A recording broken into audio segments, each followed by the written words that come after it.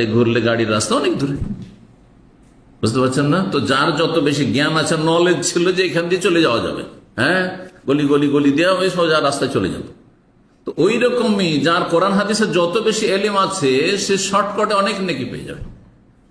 তো নবী সাল্লাল্লাহু আলাইহি ওয়াসাল্লাম বললেন যে 4টি বাক্য বলেছি মাত্র 3বার, তোমার চেয়ে বেশি নেকি। কি? সুবহানাল্লাহি ওয়া বিহামদিহি আদাদা খালকিহি ওয়া রিজা নাফসিহি ওয়া জিনাতা আরশিহি ওয়া মিদাদা কালিমাতিহি।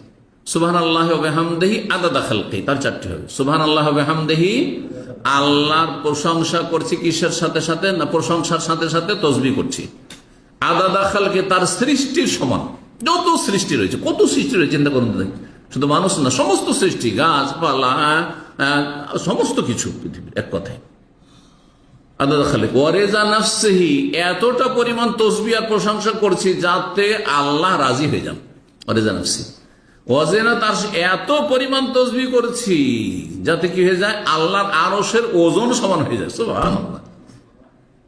উমাইদাদা কালিমাতিহি, এত পরিমাণ, এত অসংখ্য তাসবিহ আর আল্লাহর প্রশংসা হামদ করছি যে মেদাদা কালিমাতি, আল্লাহর গুণগান লিখতে যত কালি লাগে, আল্লাহর গুণগান লিখে শেষ করা যাবে না, বলে শেষ করা যাবে না, এত বেশি তাসবিহ করছি। হয়ে গেল।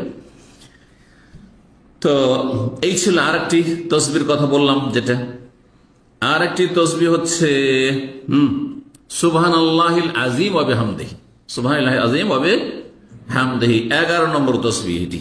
জি, হাদিসে রয়েছে, তিরমিজির হাদিস, মান কালা, যে বলবে সুবহানাল্লাহিল আযীম, শুধু আযীম বাড়ি না, সুবহানাল্লাহি ওয়া বিহামদিহি তো একটু আগে হয়ে গেল। সুবহানাল্লাহিল আযীম ওয়া বিহামদিহি ওরিসাত লাহু নাখলাতুন ফিল জান্নাহ, জান্নাতে আপনার আমার যে বাগান হবে, ওই বাগানে একটা গাছ লাগিয়ে দেওয়া হবে, গাছ রোপণ করে দেওয়া হবে। যেমন একবার বললেন একটা গাছ লাগিয়ে দেওয়া হবে, তাহলে জীবনে যত বলবেন তত বিশাল আপনার খেজুর বাগান হয়ে যাবে। আল্লাহু আকবার। বেহামদেকা, ফেরেশতা বলছে আল্লাহ তোমার প্রশংসা বিজড়িত আমরা তাসবিহ করছি। সুতরাং ফেরেশতাদের কাছ থেকে শিখে, আল্লাহ শিখিয়েছেন কোরআনের ভাষায়, আমাদেরকে করতে হবে সুবহানাল্লাহি ওয়া বিহামদিহি। মাত্র 3-4 মিনিট লাগবে, বেশি লাগবে 3 মিনিটের মধ্যে 100 বার পড়া যেতে পারে। 100 বার পড়ার বিশেষ ফজিলত রয়েছে। প্রতিদিন আপনি 3 মিনিট চান, কিছুই না। মসজিদে যাচ্ছেন, আমি মসজিদে যাওয়ার সময় পড়ি, মসজিদে ফেরার সময় পড়ি, কারণ এই রাস্তাতে এমনি চিন্তা করতে থাকলাম আমার লাভ কি হইল, পড়তে থাকলাম, আমল করে। জি, আল্লাহ তৌফিক দান করুন এবং স্থায়ীভাবে আমল করা তৌফিক দান করুন।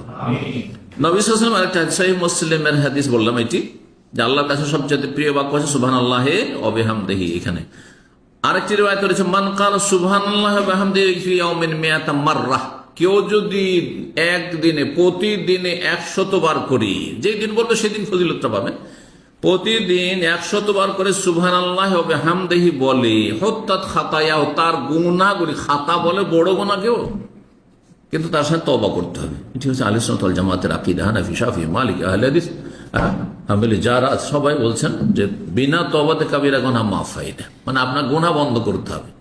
এটা হাসি মশকরা না যে আপনি গুনাহ করতে থাকবেন, আস্তাগফিরুল্লাহ আস্তাগফিরুল্লাহ করতে থাকবেন।